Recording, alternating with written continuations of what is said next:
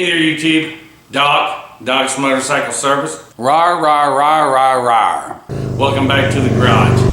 So, what we're doing today is how is the garage set up, or how might you want to set up your garage for your projects. Right quick, check out the Facebook page. That's all I got to say about that. And I think it's important that as you are working at home as a wrench turner, as a novelist at this, that you sort of have an idea of why the garage is set up the way it is. And what we're going to do is we're going to start that process right now. Take a look at these take a look at these photos. These are photos I shot from outside the garage. And as you can see, as you look at the photos, it's a two-car garage. It's attached to a house. And I've got the motorcycle here. I got room for one motorcycle that can be ridden. I got Hot Donna up on the ramp. Hot Donna is a motorcycle that we tore down to the frame to do a restore on, a rebuild on after she had an electrical issue. So click the little link right here and it'll take you to the Hot Donna series and you can come along with us with that. And now we've had to make the Doc's Motorcycle Service fit into this standard two-car garage. So we've had to make do with what we've got. Well, you're going to find yourself in a similar situation. And because of that, I'm going to teach you, well, I'm not going to teach you, I'm going to tell you why my garage is set up the way it's set up. Because it's a little funny, it's a little funny. But we're making the best of what we have. And with that, let's go ahead and take a tour of the garage. Now, so a motorcycle lift, in my opinion, is an absolute must. You have your own opinion and there's nothing wrong with that. But I'm 53 years old. I don't like bending over and I don't like sitting on concrete. I like my work area, what I'm working on, I want it right here. This is a Harbor Freight, I think it's a Pittsburgh steel something.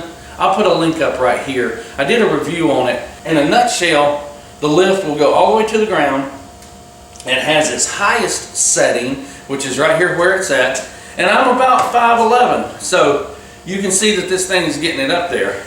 But it also has a mid setting, which brings the speedometer area here down to about right here. While we're here at the lift, I also want to show you these rubber pads. I call them walkway pads or standing pads. They're 2 foot by 2 foot. I have them all the way around Donna. So what this does is it gives me a little bit of softness for my knees and my back and my feet to walk on while I'm walking around the bike. I always have extra because if I'm working on 2 bikes or I got 2 lifts up, I don't need to be moving these ones I've already got in place. Plus, if you're working on something outside, like laying up underneath your pickup truck changing the oil, or down on your knees doing a brake change, or sitting on your butt on the concrete, it helps your feet, it helps your knees, it helps your back, it helps your butt. Now we're looking at the floor, and what I want you to notice is that this floor has been coated, and what Linda and I did was we got a kit from Home Depot that comes with the floor covering and the speckles that put in there. Now what you can't feel, or maybe hear, is there's a nice texture to this. So even if I do get that brake fluid, or I get that motor oil, or I get that grease on there, or even if a rainstorm comes up while I've got the door open and water washes in on this concrete, it's got a texture on it. So it's, I won't say it's slip proof, but let's just say it's slip resistance. And it makes the floor look really nice. It's better than just old concrete here. Put a TV in your garage. I've got this one on a wall mount. It flexes up and down and left and right and pulls out from the wall. And it's kind of cool to have. Well, one, for the obvious reasons, you can watch TV on it. Linda and I spend more time out here in the garage than we do in our house. And I mean, We just do. We sit out here, we watch TV with the door open, waving to the neighbors, watching traffic go by, whatever. But on the other note, this is a smart TV. It's a Vizio TV. Picked it up for, it's a pretty good sized TV. Picked it up for about $250 at Wally World. Got an HD antenna up there for like $79. We get about 15 channels on that antenna, and I'm gonna tell you something, YouTube. The football games, the local news, the local channels for me, they come in damn near clear on this as they do on the cable. Plus, it's Wi-Fi. It's a smart TV, so I can hook it to my sign into my Wi-Fi out here. I can get all the apps on this thing. I can get Hulu on here. I can get Netflix on here. I can get Google Chrome on here. I can research how-to videos. I can watch how-to videos. I can go to my Facebook. Check out the Facebook. But I mean, sitting in the garage with the door open during football season, it's kind of cool outside. You got a little jacket on. You got a little tasty beverage. You got a little cigar going, cup of coffee going in the morning, watching the news and the sun come up. Very versatile, very, very, very worthwhile having right here. But with the size of it, if I'm on the other side of the garage working on something, I can see it from over here. It's not the size of a computer monitor. So put your TV out there. But before I had the TV, which may be another option for you, I had a nice little stereo here that I mounted on a shelf, and I have the speakers up here in the corner and over here in this corner above the TV. That allowed me to play some tunes in the garage.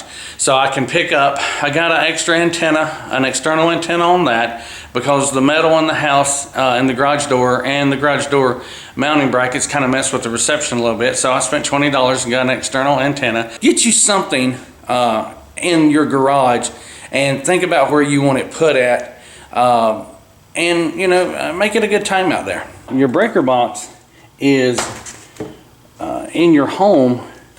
This is where all of your breakers are that control all the power coming to your house. You have a main line down here under the ground that goes out to the street, comes up on the back side of the house, and then it splits off and it energizes all of these different breakers that energizes all these breakers that sends power to all the different things, like the dehumidifier things here. But here's what I want to talk about with this. The reason this is important is this house was not designed to power all the things I have out here in the garage at the same time. So as I look around the garage, I see a radio, I see a TV, and they're not going to pull a lot of amps. But I got a grinder, I've got a small air compressor that we'll talk about. I've got a battery tender that we'll talk about. My most recent toolbox has power running to it, which allows me to plug power into it, sort of like a surge protector. And it also has a USB port on it for charging cell phones, tablets, what have you. And we got a refrigerator here, okay? Plus, we've got the Harley-Davidson clock, and we've got a lot of lights out here. And I'm gonna let Linda talk about the lights here in a minute. But you might run into problems trying to power everything at once. And a shop vac. So if you're working in the garage and all of a sudden the lights go out, go right here to the breaker box. You'll probably find that you tripped a breaker. I'm not going to tell you how to reset it. I'm going to let you get that knowledge on your own, and we're going to move on. But if you're working and your tools stop, you probably got too many things turned in or turned on. For example, I've learned that when I work out here in the winter time and I have my two heaters running and I have the TV on, if I go to turn something else on, like the grinder or the shop vac, everything shuts down. So what I have to go back and do is turn the heaters off, because they pull a lot of amps, before I go and grind something or vacuum something. And then once I'm done with that, then I can go back and turn the heaters back on. So this is my OCD box. That's what Linda likes to call it. This is the catch-all stuff that I use around the house. Not necessarily in the garage, but it could be in the garage. Have you a box like this to put things into that doesn't fit into what you're doing all the time. Over here's the refrigerator. It does everything that a refrigerator should do, but you know, it's also nice to have some beverages in there, and it's a nice place to keep some water and stuff. Linda don't like me coming in the house and tracking mud in the house and my greasy fingers. So if I need a tasty beverage or if I just want some water, bam, I can get it right here and not mess up the house. Plus, if you've been keeping up with the video series, you know that we have installed some braces in different parts of Donna, and the race steel contracts when it gets cold, so we'll utilize the freezer here to put those items in to get them good and cold, prep the area we're going to work in. Linda grabs them, brings them over right quick, and we can put them in ourselves. That's a little trick. You can look into that, or maybe I'll do a video on it next time we have an opportunity. Right here, this red toolbox that you're seeing, this is my wiring toolbox. The black toolbox is my main toolbox. And then as we turn all the way around over here, I have another toolbox that I inherited from my father-in-law. And we're going to take a look at those right now and why I have them set up the way I have them set up. This was probably my first real toolbox. And when I purchased it, I purchased this toolbox as well. So for the longest time, this was the toolbox that stacked on top of each other. That was my go-to toolbox. This is my grab and go. Now you might call this a little tech tip, but and I love my buddies, I love my brothers, and I love my friends, and I respect people I ain't never met before when they're broke down and stuff, but it never fails. You go out with your good tools, you're going to lose something. Something's not going to come back. So this is my grab and go, and I'm not going to show you everything that's in it, but it has a tool tray in it, and it has all my Chinese knockoff tools in it. Those tools that I bought when I was young and couldn't afford Craftsman or Snap-on or whoever. So as my quality of tool increased, I wasn't about to throw those things away, so I put all the Chinese stuff in here, and somebody breaks down, bam, I just grab this thing and run out the door and go help them. And guess what? If I lose a tool while I'm out there, I haven't lost anything. I also use the top of this as a charging station for my Milwaukee tools. I put some carpet on here. The older I get, the more I don't like loud noises, and I find that if I drop something on it, it normally stays on it instead of bouncing and coming off. So I just cut a little piece of old carpet to stick there on the top, and it has a little rack that folds up right here, little work surface that extends it, and it's on wheels, it's on casters, so I can roll it around. So what I did with this one is this became my my wiring box. So I've got my butt-end connectors over here. I got my needle nose pliers here, my strippers and my squeezers here, my ohm meter here, and just different stuff, fuses, wire ties. And the cool part about this is that I can roll it around. So if I'm working on an electrical issue over here, I can grab this and roll it over there, and it saves me time running backwards and forth. Next drawer down, have all my wires. I have my 8 Harley-Davidson connectors. I have leftover wire. You've heard me say this before. You're going to walk into some people's garages and they're going to have Mac this, and they're going to have Matco that, and they're going to have Snap-on toolboxes, and they're going to have all this stuff, and they're going to have all these pretty tools. But guess what? You never see them working on a thing. It's all show. So I'm not about show, I'm about go. I'm not going to spend $1,000 for a toolbox when I can get a toolbox that'll do the same thing for $200 or $300. Just not going to happen. But let's look at this Husky Box. One of the things I like about the Husky Box is, and I would highly recommend, this box is probably 150 pounds. Okay, it might be 200 pounds empty, and I have got it full. Well, it's got some real big casters on it, real big wheels on them. See the difference in this one over here in the size of this box and this one over here in the size of this box? These bigger wheels are going to let this thing roll real easy. If I have to move it, it's going to be able to get up on a trailer a lot easier with these bigger wheels than it will here. If I need to move it around the shop, I'm going to be able to move it around a lot easier than I normally would. Has a pull bar up here. You can see where I was talking about the power strip down here with the USBs on it. Nice little on and off switch right here, so I can hit this one switch and everything that's plugged into it is powered off. Nice hard work surface. Got a vise on it. It's not mounted. I've still not figured out where I want it to go. So in my top box, as you can see, the top of this box is just a catch-all. I mean, it really is. It's everything that I don't have another place for. It's got a nice deep box drawer here in the middle that I can put silicone tubes in. I can put my oil wrenches in for the cars and now motorcycles. And then it's got some little small drawers. Over here, we got some nut drivers. Got some punches and some chisels up here. Got Allen heads up here. I'm telling you, man, you gotta have some Allen heads. Down here, I've got my quality tools. I've got my my flat heads, my slotteds. Turn this vise out of the way.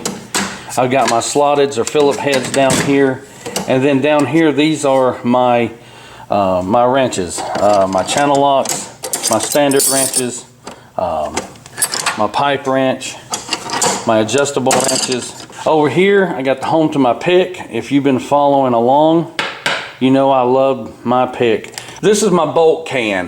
Now, I should tell you that you should have a bolt can. And this is everything that I've purchased, the majority of it being chrome bolts, washers, and nuts that I ended up not needing. This is the dog treat jar. This is just a hang around, sentimental value.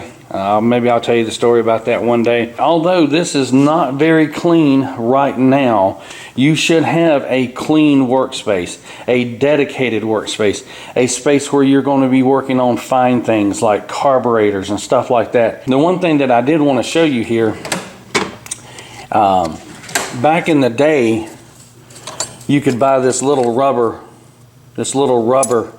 matting and you could cut it to put in here. Matter of fact, I've got some felt stuff right here. It's sort of like an oil trap stuff, a liner, but it's about, maybe it's not, it might be about 1/8 of an inch thick. And what I'm going to do is I'm going to use that to line these big drawers down here on the bottom, and maybe even a table liner, and to reline the inside of that toolbox, and you'll see what's in there when we get over there. You know I love to save money, okay? Love to save money. These same mats that I talked about right here that you can pick up from Home Depot or Lowe's, the walking mats, I had a bunch of them left over. So what I did after I started getting my new tools in, I just laid the tool down on top of them, took a Sharpie, outlined it where I wanted it to go, and then took a utility knife and cut it out. That way it's right there when I want it. It doesn't matter how many times I open or close it, those screwdrivers are going to be right there. So looking at the Husky Box, we got one long drawer up top, and then we got 6 short drawers, and then we got 2 deep drawers. I chose to make this long drawer my go-to drawer. Everything that I use a lot of that is connected, or which is a socket or an extension or a breaker bar or a ratchet, is right in here. And you'll notice I did this not only for myself, but for Linda as well. I've marked them. 1/4 inch drive, 3/8 drive, 1/2 inch drive. And that's pretty helpful when I have somebody, a friend, come over and want to do some work on their bike, or if they're here helping me, I can say, hey, go get me a 3/8 ratchet with a 2-inch extension, and they can come right here and go 3/8 drive, 2-inch extension, and then I can tell them, grab me a 3/8 11/16 socket. Well, I found these at Northern Tool, I believe, and they come out. And the cool part is they're actually marked right here on the top. So you got a row for your regular sockets, and you got a row for your deep sockets. And at a glance, you can see what size it is instead of having to pick it up and roll it around until you find out what. These are kind of cool because if I don't know what size I'm working on something, I can just pick this tray up and take it right over to the work area. And you can see that I have some of that matting in here. So, I mean, you can see me shaking this around. It doesn't matter how often I open this drawer. Those tools are going to be right there. Starting to get into air wrenches and the impact sockets, so I'm starting to get a collection of those. And then I've got some strange stuff here that just doesn't fit in anywhere and that I'm having to make do, but I'm keeping it all right here. Coming down the right side, I got my T handles, I got my Torex stuff, I've got my long Allen head or hex head and rounded hex head stuff. Next drawer down, this is my drill bits and just other storage. A lot of times I'll have this thing filled up, and these go real good with my electric impact wrench. This drawer here, sort of a catch-all. I got a tire repair kit here. I got my angle. I've got rubber O-rings. I got vacuum caps. I've got odds and ends. Over here, I got my wrenches. I got my ratchet wrench, which means you can put something into it and you can hold it here. I call it a ratchet wrench. So it does the same thing as a ratchet, but you never have to take the wrench off of it. I've got a set of standards and a set of metrics. Here's my old wrenches, because don't have one 1/2 inch wrench. Okay, you're going to need a couple 1/2 inch wrenches. This one's empty. Again, I've not found any use for it. This one has some large heat shrink and rubber tubing on it. It's the home to my hammers. I've got a big shop hammer up here. I've got a rubber mallet here, and I got a carpentry hammer here, all for different jobs. Big drawer over here. This is where my Milwaukee battery powered tools are being kept for right now. This drawer here, catch all. I mean, might be catch everything. Here is my pegboard, and most of the pegboard stuff is woodworking stuff. I got my sanders and my jigsaw and my circular saw and my drill and my long power cords. And if you look down here in the bottom, you can see a hatchet and another hand saw, wood saw, and stuff over here. But what I want to do is, without making a mess if at all possible, is I want to give you a tip. You can call this a tech tip if you want to. You notice there's pegboard back here in the back, and we have these pegs.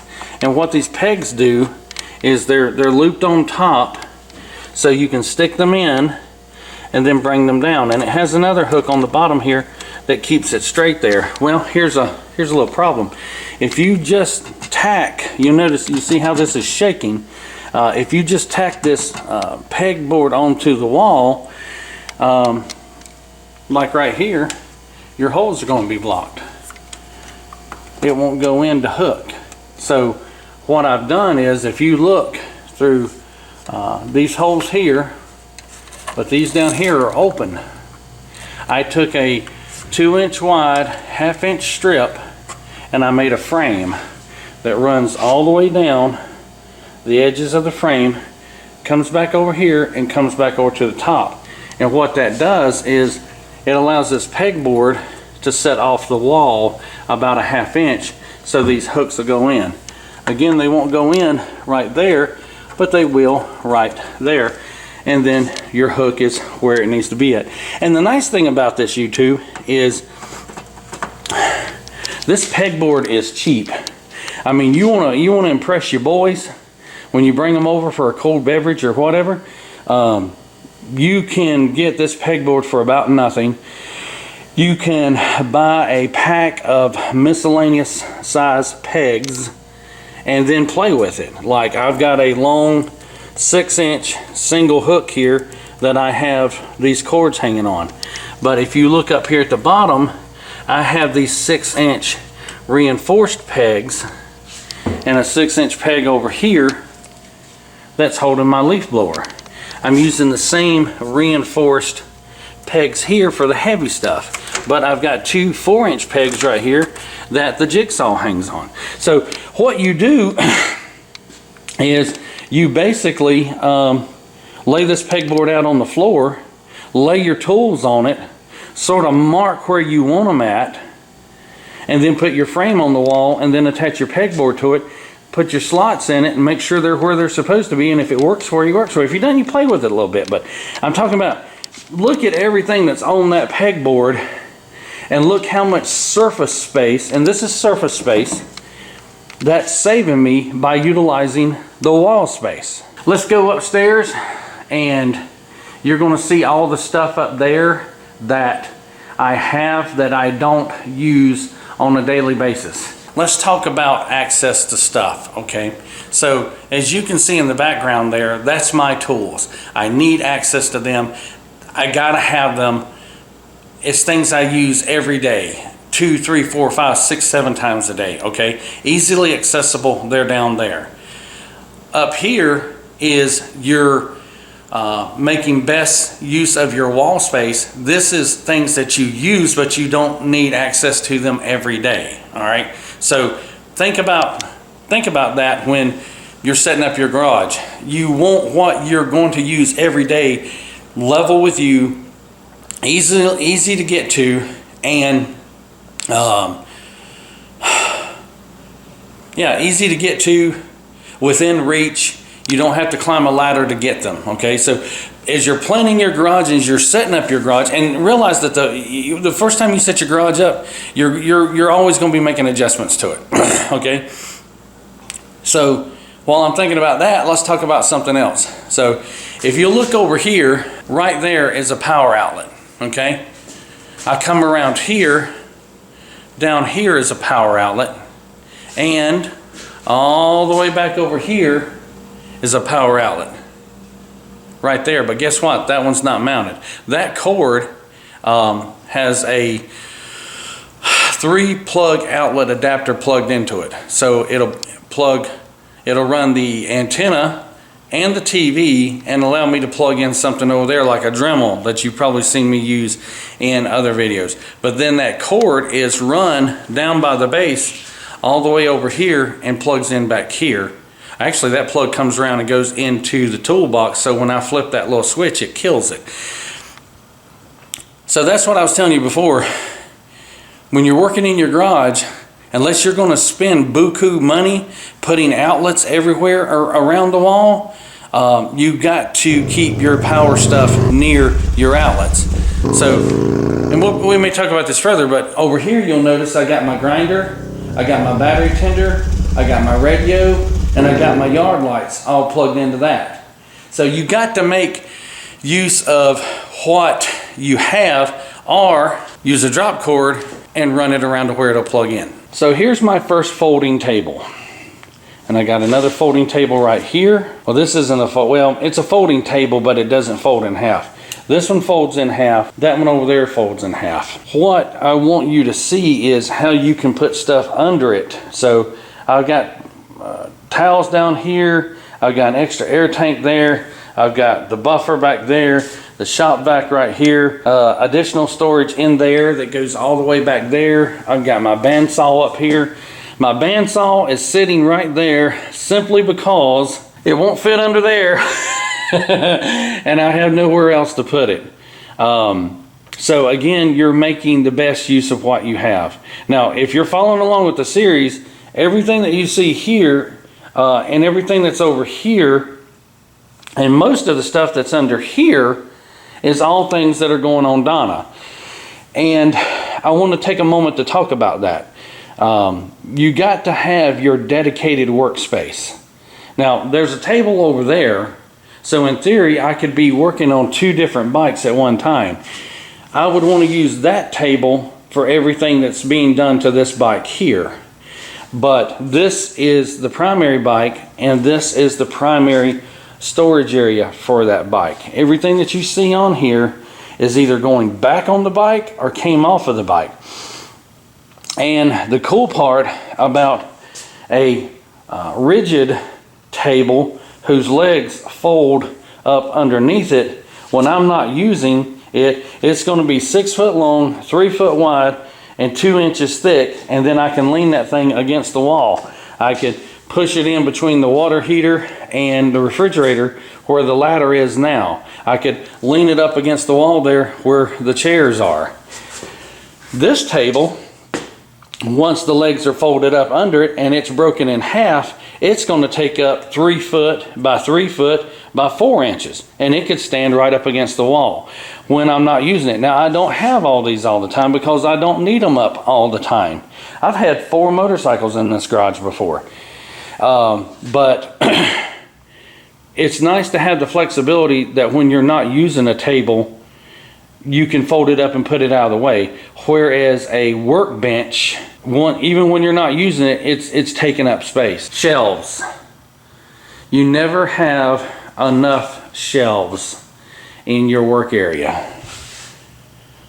As you can see over here, this is more about automotive and household and garden. Over here, we've got oil, and we've got our little toys and those things that you collect as you go through, and specialized tools that you don't want to put in a drawer. And then you got your motor oil. And here's a tech tip: if you got different motorcycles that take different weight oils or different types of oil, put your little Sharpie on there so you know which oil goes into which vehicle. And if I can find it, I can't remember what I did with it, YouTube, but one of these bottles, on the back of it, when I did the oil change, I put the mileage up here on it that I did the oil change on. So every time I walk by, I can go and look at Donna and go, well, this is Donna's oil, and the last time we did the oil change, it was at this mileage. So it helps me remember that. Over here, we got car wash stuff, we got paint stuff, and we got stuff down there on the bottom that doesn't fit in anywhere else. We've got shop manuals and parts for other motorcycles. We got the Dremel tool and the Dremel tools carrying case so it can go everywhere. We've got empty whiskey bottles that we use as storage, and then we write on the top of them what's in there. I mean, you just can't have enough space. You really can't. Got a fan under here for those hot days when it's just nasty here in August and September, and you just got to have some air flowing. Your dedicated workspaces, make sure that they're close to your project that you're working on. Make sure that your shelves are set up. So, like for example, I'm going to come and get more items from this area right here than I am this area over here. Therefore, it's blocked in a little bit more. But toolbox here, again, I inherited this from my father-in-law. I put a little rubber mat up here on top of it. I use this as the charging station. I talked about these batteries in the battery tender video. I'll link it up here. Using it as a battery station, it's got casters on it. It can roll around. This is basically tools that I don't use a lot of, but wire brush, metal file, miscellaneous stuff. Pretty much all the tools that you see in this came from my father-in-law, and I respected him and I miss him. He was a machinist, so there's all kinds of stuff in here that I will probably use one day. But again, it's offering me some deep drawers to put a grease gun in to keep it from dripping on the floor. The bolt cutters that I may use once a year. Storage, organization, big thing with me. Another smaller folding table. I need a bigger air compressor, but this one does what I want it to do. Stool to sit on when your buddies want to come over, or Linda's tired of hearing my crap and she just wants to sit down and drink a beer. We've already talked about your power outlets. So these two tables here, this is Linda's table, and this is my, I don't know what you would call this, but this table sits right by the door. I have to walk right through here when I go out every morning. So I put things on this table that I don't want on the floor, like this tire, or require my immediate attention. For example, this is my in and out box right here. If you work in the office, this is my in box and my out box. This is where I bring things as they come into the garage, to unbox them, to check them, to make sure that they are what they're supposed to be.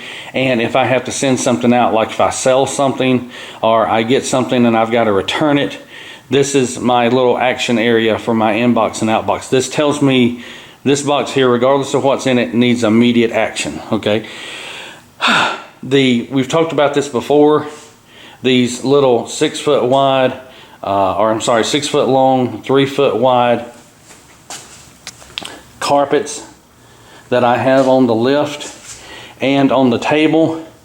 Again, it keeps things from bouncing all over the place. If I drop this over here, I hate that noise. So it quietens up the work area. It absorbs fluids and keeps them from spreading, keeps them from dirtying up the table in case I want to let somebody borrow it for a picnic or a charity event. And as they start to get nasty and I throw them away, I get these things at Walmart for like $4. So it's kind of nice. So think about that. This is the table we utilize with a couple of comfortable chairs when we want to sit in the garage and watch TV with the garage door open. Watching the football game and out here in the garage in October, maybe even November, depending on how cool the temperatures are, sitting here in a chair with a hoodie on, a cold beverage, smoking a cigarette or a cigar, watching football games. It makes you you feel the temperature, really makes you feel like you're just sitting right there in the stands. And it folds up and stores real easy too. Have a couple of 2x4 blocks. You never know when these blocks are going to come in handy. I'll show you on the bike back here. Have some chairs, some folding chairs, in case your buddies come over and want to sit around and talk motorcycles. Like I said before, I'm an old guy. I don't like being on my feet all the time. But as you can see right here, I'm utilizing 2x4s on the back end of Donna, the stabilizer, while we have the wheel out. Probably wall art. I mean, as you can see, I painted the garage in orange and black because those are Harley Davidson colors. You come across little stuff that you want to put up there, like the tail of the dragon thing that somebody gave me. I got some stuff from an old Harley Davidson dealership over here, posters, things people gave me. This is somewhere between a motorcycle shop and a man cave. But again, you want plenty of storage. And as you can see, if you've not already realized, I ain't got a lot here. This is a standard 2-car garage with a roll-up door. I think it's probably 18 foot wide, maybe 20 foot deep on that side, maybe 22 foot deep on that side. But what I'm trying to get across to you is make the best use of your available space. Prior to starting this project, I had the lift set up on the wall over there, had that table gone, had this toolbox somewhere else, and had those items on the floor sitting on the lift, which still allowed me to park the bike here. This table wasn't here. That table was, but this one was stowed, and none of this stuff was here. So what you find yourself doing is, if you have a 2-car garage attached to a house, which is your motorcycle work area or your motorcycle shop, it's not static, it's fluid. You're moving stuff around in it depending on what you're working on. So keep that in mind. Nothing's ever going to be permanent except your power outlets. You got to set your power items up near those outlets, or either like we did, run a cord over here and turn it into, instead of a single plug, into 3 plugs. But keep in mind, the more things that you're running, the more amperage you're pulling on that breaker box, and that breaker box was not designed to run a garage. It was designed to run the requirements of this home. So what we're going to do now is we're going to pull Linda in, and we're going to ask Linda a couple of questions as a shop helper, certified wrench passer, and as a wife, what her thoughts are on the garage. Okay, so the last thing that I want to mention you to is a fire extinguisher and a fire alarm. As we looked around the garage here, we saw paint. We saw a propane torch for a tank. We saw gas cans. We saw brake fluid. We saw motor oil. We saw acids, acetone, pesticides, aerosols. All these things are flammable. So I have an alarm system here at the house, but I'm redundant. Okay, I got 2. I got one that ties into my alarm system, so when I'm not at home, if something breaks out, I know about it, and the alarm system will call the fire department. And I have a backup for when I'm home and the alarm is not set. And YouTube's funny. They will only allow me to link to 5 videos. So if I go, there's a link right here to a video and it's not there, that's because I've already got 5 links in. Go down to the comment section, it'll be down there. So what I'm going to do now, in her role as the certified wrench passer and wife, I'm going to see if we can get Linda in here and get her take on the garage. So I don't know where Linda's at today, but normally this works to try to get her in here. So I'll see if I can snap her in. There she is. I am. There's the Linda. Everybody say hey to Linda. Hi, everybody. Okay, so I'm blessed. I am. I have a spouse who is deeply involved in everything that I do. And I feel like she probably feels the same way. There's really only 2 things that we don't do together. So I have a wife, I have a best friend, all right here. Linda will get her hands dirty in a minute. And if you're keeping up with the series, you've seen her in here doing some stuff. So Linda, in regards to how to set up a home garage for a motorcycle shop, tell me 3 things that you think that we've done here that has really made the garage better as we've evolved over time. So I know one of the things that we improved on was the lighting. We obviously had just your standard fluorescent 2-bulb system going on, and then we found some really good LED lights at one of the local box stores. Very reasonably priced and easy to put up, and they were incredible. They made such a big difference. Yep. So I would say spend a little extra money and go ahead and get your lighting in. Yep. Real quick, I'll link to that video right here. Again, if it's not here, it's down in the comment section. But I mean, you can see how bright it is in here. And anybody that's been following along for any amount of time knows that, well, with 53-year-old eyes, sometimes you struggle to see. So yeah, the lighting upgrade was probably one of the best things we ever did. I would agree. All right, what else? The only other thing I think that we probably enjoyed having or liked to have was an air compressor. Granted, ours was on a smaller scale. Hopefully in the new garage it's going to be... What? New garage? Hopefully there's going to be a better air compressor. But an air compressor is great.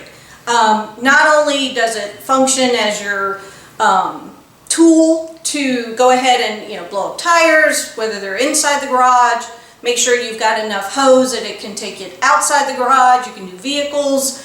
I also like the fact that you can change the nozzle out on it and you can blow stuff. Yeah, we've used it a lot in the past to clean off a surface. Right. Like where we, when we were doing the frame on the bike, or if we've just not gotten out here in a week or so because of life gets in the way, it's real easy to put a nozzle on it and blow dust off of something. It's real easy to put a nozzle on it and clean the work surfaces in the shelves, and then use the leaf blower and blow that all the way out. Plus, if you're using pneumatic air tools like a grinder, yes, or a impact wrench or sander, it's nice to have a large enough tank, and you can look at this yourself. I mean, they're huge. I mean, some of them are like this big. They're like 40 or 60 gallon tank, which means they hold that much air. And some of them you can just roll around and put in a corner, yeah, or you can buy some of the larger ones that are mounted to the floor. But I would tell you that if you're not in your last home, okay, if you're not in the home that you're going to live in until you die, make everything in your shop mobile. Yes. So if life changes and you go to a different house, then you can take this out without having damaged the floor. Most of them big air compressors, they want you to attach them to the floor. Well, if I'm not a mechanically inclined person and I roll into a house and it has a garage, and now I'm looking around and there's holes all in the floor, I'm not going to want to buy that. So if you're not in your last house, think about your future and whether or not you would buy a home that had all these holes in them. All right, what else you got? I would probably say extension cords. Load up on them. They're not that expensive. Get varying sizes and lengths so you can work with them inside the garage and take them outside the garage to work in your driveway or around the back of the house or something along those lines. Extension cords, a must. And we touched on that while Linda was doing other things this morning. The heater that's setting right down here that I showed you doesn't come with a very long cord. So if I plugged it into the outlet on that side of the garage, well, guess what? It's going to heat that side of the garage. I'm over here working on the motorcycle. I need the heat over here. So have various sizes of extension cords. Matter of fact, I showed you the white one that we were using on the battery tender. I think that one's a 10-foot one. But at the same time, be careful because these damn things are tripping hazards, okay? Yes. And again, we talked about the breaker box and pulling amperage.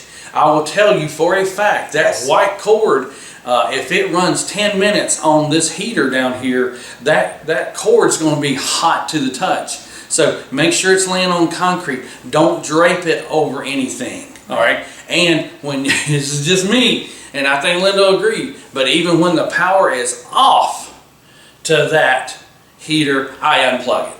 Yeah, I don't leave those.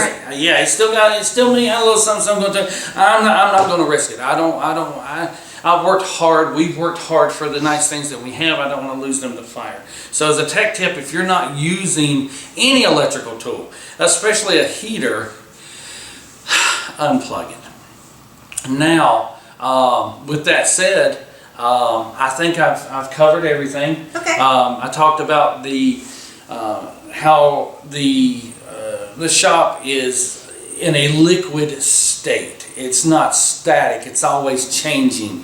We're tearing down tables when we're not doing a major project. We're stowing those away. We're making the maximum use of those things that we have. Well, the space too. The space. Covering the floor to make it slip resistant. Walking pads for the amount of time that we're out here. I mean, that's really about it, right? I mean, I told them how we use the TV to watch Google and Netflix and the football games and hang out here. I mean, I'm telling you, Linda, I'll tell you, we spend a lot of time out here. I mean, outside of the bedroom, this is probably the room we spend the most time in. That kitchen. Yeah, that's the kitchen. We do eat a little bit. So, all right, YouTube. So, that's how my garage is set up. I appreciate you watching. I hope you've learned some stuff on this, but remember, you can always tear it down and restart it. Just like I said with those pegboards. That's a maximum 1, 2, 3, 4, 5, 6, 7, 8, 9, 10, 11, 12, 13, 14, maybe 20 things hanging on that pegboard, all right?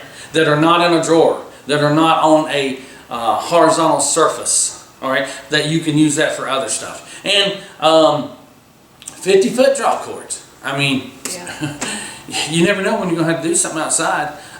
It's just one of those things, man. Get your stuff. Buy good quality stuff. It lasts longer. Yes. It's more dependable. I mean, just do it. So I can't think of anything else. How about you, Lonnie? You got anything else? Nope, I'm done. Okay. All right, YouTube. As always, we appreciate you coming by the garage. Watch some of the advertisements. It's only like 25 seconds of your life. Hello. And as we always mention, we're not here to make money, but that little bit of money that we get from YouTube buys another piece of chrome that I'll show you how to put on, or another tool that we use around there. So, you ready to snap us out here in just a second? I'll give you the cue and you snap us out. Okay. All right, YouTube. So as always, ride safe, save some money, and handle your business. And